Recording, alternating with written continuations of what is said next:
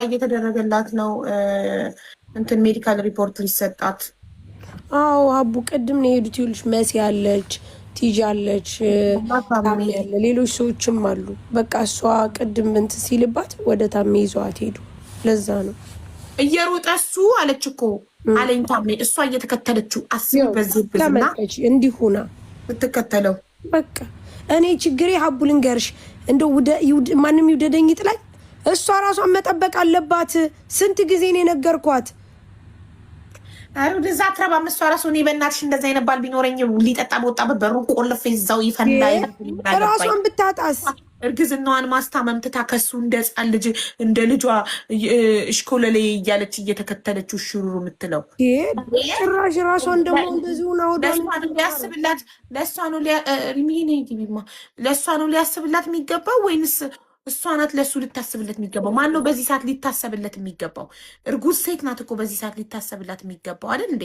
በጣም ማርያም፣ በጣም በዛ ላይ ገፍታለች ወዷ ራሱ ስታሳዝን። ሀቡ በጣም ነው የምታለቅሰው። ታውቂያለሽ?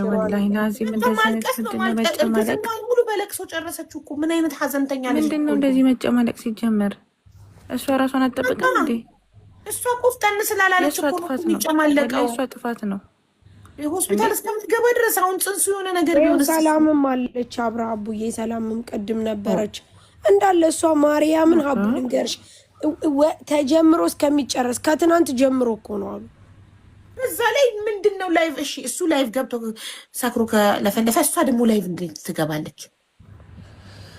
አይ ሀቡን ሰላም እናስቀበል። ሀቡ በቃ በወጣበት ለምን እዛ ወጥተው እሷ ቤቷ ቁጭ ለምን አትልም?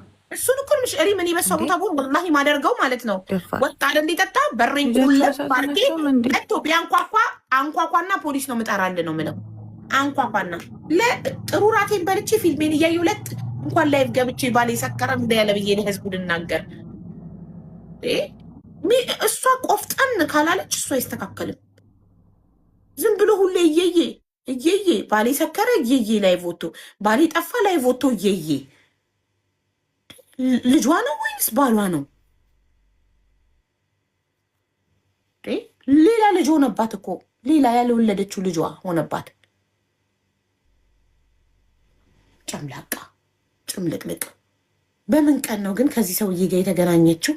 በምን ቀን ተጣበሱ? በእናታችሁ እኔ እስከተጣበሱ አብረው መኖር ከጀመሩ በኋላ ነው የሰማሁት።